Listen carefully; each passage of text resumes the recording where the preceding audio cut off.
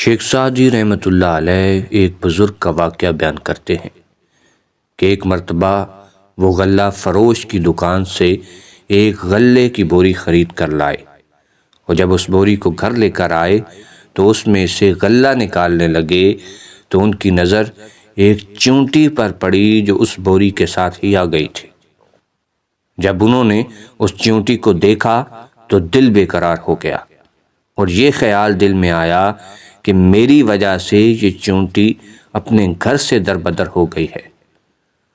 انہوں نے اس چیونٹی کو احتیاط سے پکڑا اور اس غلہ فروش کی دکان پر لے جا کر چھوڑ دیا۔ جب چیونٹی اپنے بل میں چلی گئی تو ان کے دل کی بے قراری قرار میں بدل گئی۔ شیخ سعدی بیان کرنا چاہتے ہیں کہ تقویٰ کا اعلیٰ معیار یہی ہے کہ انسان اپنی معمولی سی کوتاہی پر بھی ندامت کا اظہار کرے تاکہ قلبی سکون پا سکے۔